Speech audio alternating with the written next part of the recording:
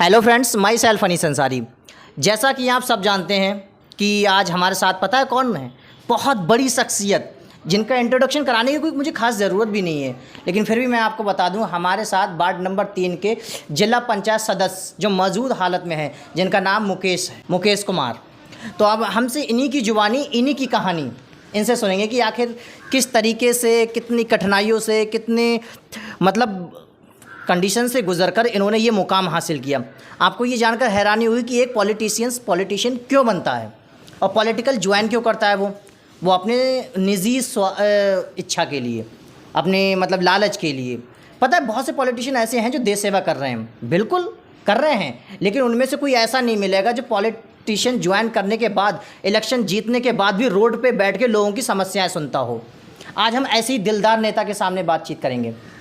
नाम बताएं सबसे पहले अपना। मुकेश कुमार। कौन से वार्ड नंबर से हैं आप? मैं वार्ड नंबर 3 से हूँ। जिला कौन सा पड़ता है? बरेली। बरेली जिला। तो आप सबसे पहले मुझे ये बताइए कि आप जब इलेक्शन जीते थे, सबसे पहले तो मैं उसकी बहुत बहुत बधाई देना चाहता हूँ। मैं आपके चैनल के माध्यम से मैं अपने क्षेत्रवासियों को बहुत बहुत बधाई देना चाहता हूँ, और आपको भी जो आपने। कोई बात नहीं, ये हमारा बहुत बड़ा सौभाग्य है कि आप आज हमसे बात कर रहे हैं, अपना कीमती वक्त निकाल कर बात कर रहे हैं। तो सबसे पहले मुझे ये बताइए कि इलेक्शन जीतने के बाद आप यहाँ रोड पे बैठकर इस तरीके से मतलब अपना काम खुद का कर रहे हैं, जबकि आप तो एक नेता हैं, जिला पंचायत जीते हुए हैं, फिर भी ऐसा क्यों? देखिए, काम तो अब यहाँ पे हम इसलिए कर रहे हैं क्योंकि हमारे जो क्षेत्र का विकास है वो इसी रास्ते से है, और अगर हम यहाँ पर बैठे होंगे तो हमें सभी लोग मिल जाएंगे हमारे क्षेत्र के, और जो उनकी समस्याएं हैं, ज़्यादा से ज़्यादा समस्याएं उनकी सुलझ जाएंगी। हम नहीं, ऐसा भी तो हो सकता है कि उन लोगों को आप अपने घर पे बुला करके या कार्यालय पर बुला करके उनकी प्रॉब्लम को सॉल्व किया जा सके ना। घर पे भी, और इससे क्या है कि हमारा काम भी, मतलब हम गल्ले का काम करते हैं, यहाँ पे रोड पे पल्ला डालते हैं, तो यहाँ पे और हमारी दुकान है, तो यहीं पे बैठ के सब लोगों की समस्याएं और सुलझ जाएंगी। इसीलिए मतलब आपको ऐसा लगता है कि यहाँ रोड पर बैठकर लोगों की ज़्यादा से ज़्यादा प्रॉब्लम सॉल्व हो सकती हैं। तो मतलब ऐसी कौन सी परेशानियाँ थी, कुछ दिक्कतें भी आई होंगी आपको इलेक्शन जीतने के लिए, उसके बारे में कुछ बताएं। अरे साहब, दिक्कतें तो आती ही रहती हैं। नहीं मतलब फिर भी कुछ। फिलहाल में विशेष वैसे कोई दिक्कत ना आए, और जो भी है आदमी का व्यवहार अच्छा हो तो आदमी को वोट मांगने की ज़रूरत नहीं पड़ेगी। और मैं निर्दलीय ही लड़ा था, 2 सेटों से इलेक्शन लड़ा था, 3 नंबर और 4 नंबर से। आपने वोट किस बेस पर मांगे थे और किस से मांगे थे? देखिए, वोट तो मांगने से नहीं मिलते हैं, वोट तो दिल से मिलते हैं, और समाज में जैसे हम पहले जाते उसी हिसाब से आज भी समाज में वैसे ही जाते हैं। मतलब वोट मांगने के लिए आपने कौन कौन सी चीज़ों का यूज़ किया था? जैसे आपके पास कितनी कारें हैं इस वक्त? हमारे पास ना तो कोई पहले कार ही ना अब है, मोटरसाइकिल है, सो खटारा मोटरसाइकिल पहले ही वह अब है। ऐसा कैसे हो सकता है कि आपके पास कोई कार नहीं है? ना ना ना, हमारे पास कोई कार नहीं है। मतलब इलेक्शन में वोट मांगने के लिए किसी भी वाहन का यूज़ नहीं करा था आपने? ना ना, किसी वाहन का यूज। चलिए, तो अभी आपने एक बात बताई थी कि लोगों की ज़्यादा से ज़्यादा समस्याएं सॉल्व कर रहे हैं, तो अभी कौन सी रिसेंटली योजनाएं चल रही हैं जिनका लाभ आपने अपने क्षेत्रवासियों को दिया है?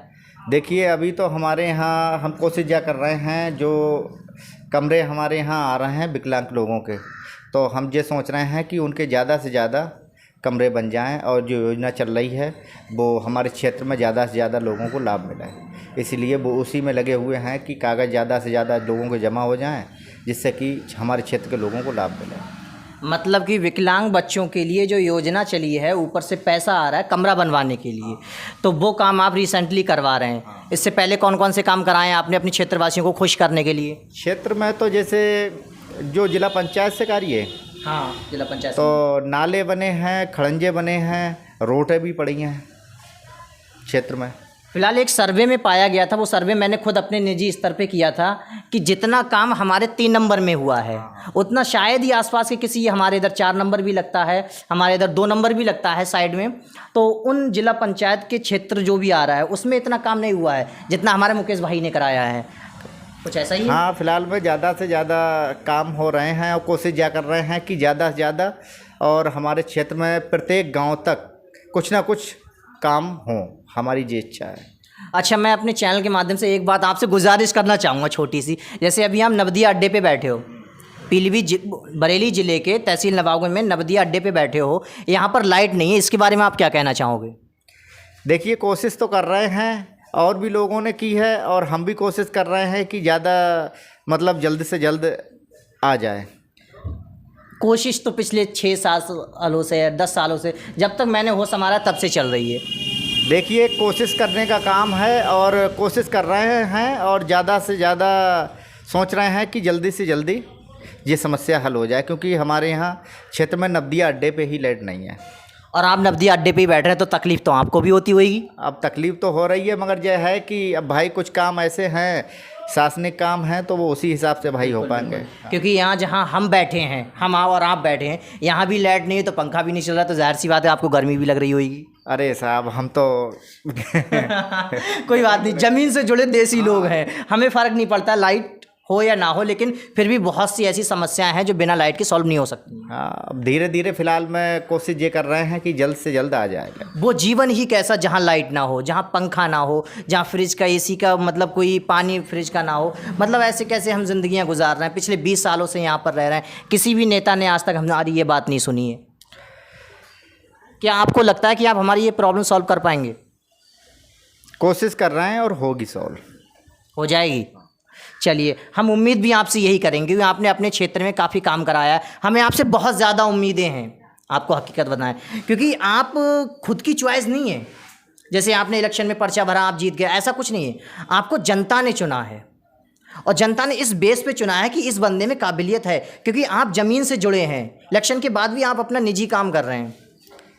देखिए, हम तो जिस हिसाब से पहले जाते थे क्षेत्र में, उसी हिसाब से आज जाते हैं। हमेशा जीवन रहेगा, जीवन भर जाते रहेंगे क्षेत्र में। और क्षेत्र के लोग, कुछ लोग बदल जाते हैं, मगर बदलना नहीं चाहिए। और हमें जिस हिसाब से समाज के लोग चाहते हैं, हमें कई गुना उनसे ज़्यादा उनके बीच रहना चाहिए और कभी भी बदलाव नहीं करना चाहिए। क्योंकि प्रॉब्लम सॉल्व तभी हो सकती है जब एक नेता, पॉलिटिशियंस हमारे बीच रहेगा। आप हम में से ही एक हैं, हमारी परेशानी को बखूबी समझते भी हैं, तो हमारी अच्छा, और जब ज़्यादा से ज़्यादा आप उनके बीच रहोगे तो उनकी ज़्यादा से ज़्यादा समस्याएं हल होंगी। क्षेत्र में आप ज़्यादा से ज़्यादा रहोगे तो समस्याएं हल होंगी। अब जब आप जाओगे ही नहीं तो समस्या वो लोग सुनाएंगे किसे? अच्छा, आप इलेक्शन से पहले क्या करते थे? मतलब पॉलिटिशियंस बनने से पहले आपकी क्या लाइफ जर्नी थी, कुछ बताएंगे उसके बारे में? शायद किसी को इंस्पिरेशन मिले आपको देख करके। देखिए, हम बहुत छोटे से परिवार से हैं, बहुत गरीब परिवार से हैं, और हमने गड़ाई करके जैसे तैसे करके 200-250 रुपये से अपना व्यापार शुरू किया। और इलेक्ट्रॉनिक का काम हम करते थे, पढ़ाई के साथ साथ काम सीखा हमने। और फिर इलेक्ट्रॉनिक के बाद में काफ़ी ऐसे काम जो बीच बीच उतने ही समय से चेंज भी होते रहे, जो हमने लाइट का भी किया, डीजे का भी, जूता चप्पल का भी काम किया, और फिर मिठाई का काम किया, रेस्टोरेंट, और दूध का भी काम किया, दूध बेचते थे हम। मतलब लगभग बहुत सारे काम आपने किए, अपने खुद के बिजनेस किए थे छोटे मोटे? हाँ, छोटे छोटे बिजनेस अपने, क्योंकि क्षेत्र में हमारी गमी गांव में दुकान है, तो जिस हिसाब से लोगों को मांग होती थी उसी हिसाब से हम काम करते थे। सर, अभी तक आपने अपना एड्रेस नहीं बताया है हमारे दर्शकों को। हम वैसे तो हमारी पहचान नवदिया करके है क्षेत्र में, और हम रहने वाले बड़ेपुरा इलाका धर्मीपुर के हैं। हाँ, पास में 1-1.5 किलोमीटर पे गांव है, क्योंकि 4 नंबर वार्ड में आता है ना, वो 3 नंबर में आता है, और नवदिया अड्डा है वो 4 नंबर में, और नवदिया अड्डे पे ही हम रहते हैं। अच्छा, जब आप 3 नंबर वार्ड के जिला पंचायत सदस्य हैं, तो क्या आपको लगता है कि आप 4 नंबर में भी थोड़ा बहुत काम करवा सकते हैं? देखिए, कोशिश तो पूरी है, और मैंने लाइटों के प्रस्ताव मैंने जिला पंचायत से भी और अन्य विभाग से भी लाइटों के प्रस्ताव कुछ धार्मिक स्थानों के मैंने दिए हैं क्षेत्र में, और जहाँ तक है वो वहाँ पर लाइटें लगेंगी। अच्छा, आपका विकास मॉडल आगे का क्या है? मतलब आगे आपके दिमाग में क्या चल रहा है कि मैं अपने क्षेत्र में ये कराऊंगा, या ऐसी कौन सी योजना है जिसे आप चाहते हैं कि इन लोगों को इसका लाभ मिलना चाहिए? कुछ तो ऐसा चल रहा होगा। देखिए, अभी तो आगे समय बताएगा, वो पहले से क्या कहो, जो होगा वो समय बताएगा। फ़िलहाल में ज़्यादा से ज़्यादा क्षेत्र की जो समस्याएं हैं और रास्ता वगैरह हैं, नाले वगैरह हैं, वो ज़्यादा से ज़्यादा होंगे।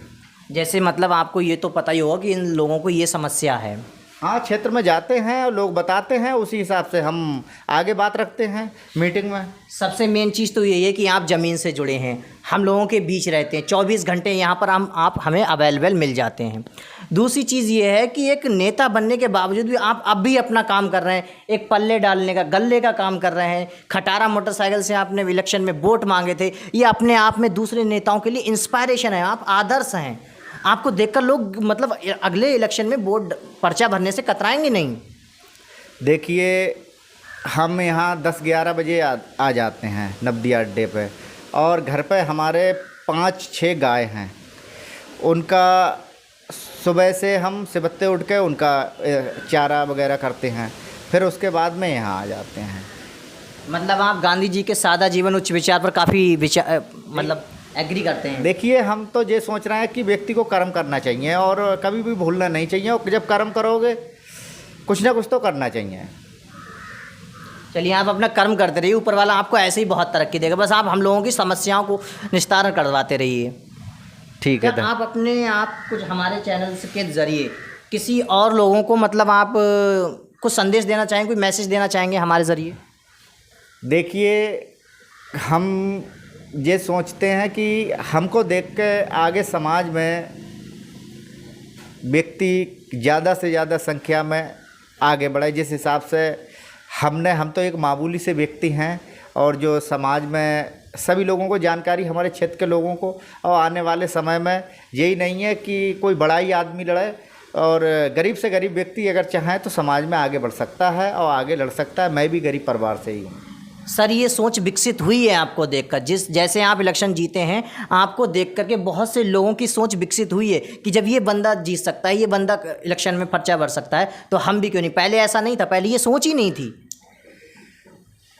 कोशिश में तो यही है कि गरीब से गरीब व्यक्ति जब समाज में आगे बढ़ेगा तो एक बदलाव होगा, एक परिवर्तन होगा। मतलब अभी आप देख रहे हैं कि प्रेजेंट टाइम में हमारे देश में कितना करप्शन है। देश क्या, अपना गांव ले लो, अपना इलाका ही ले लो, अपना जिला ही ले लो, क्योंकि हर पॉलिटिशियंस कुछ ना कुछ करप्शन करता है, और यहाँ हमें करप्शन की कोई उम्मीद नहीं है। क्या आपको लगता है कि आने वाले जो कुछ साल रह गए हैं आपके 4-5 मतलब 5 सालों के लिए आप हैं, 1-1.5 साल हो गया है, 3-4 सालें और रहेंगी, तो ऐसे ही काम चलता रहेगा? हाँ, काम चलता रहेगा। आप हमारी उम्मीदों पर खरे उतरेंगे? हाँ, कोशिश कर रहे हैं, और ज़्यादा से ज़्यादा क्षेत्र में काम होंगे, हर गांव में काम होगा, कुछ ना कुछ ज़रूर पहचान हर गांव में छोड़ेंगे। आप करप्शन लोगों के लिए, जो करप्ट हैं नेता, उनके लिए क्या मैसेज देना चाहेंगे? उनके लिए यही है कि समाज के लोग जिस हिसाब से भाई हमें आपको चुनते हैं, और समाज में ज़्यादा से ज़्यादा समाज में रहना चाहिए, और लोगों की समस्याएं सुननी चाहिए। यही है। और मैसेज क्या है भाई?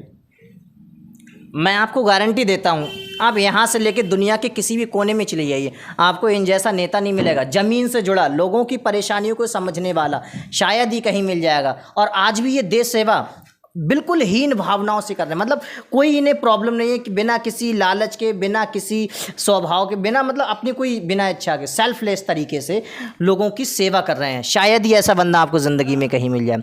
मैं अपनी बात यहीं पर ख़त्म करता हूँ, और मिलते हैं आपके नए एपिसोड के साथ। थैंक्स।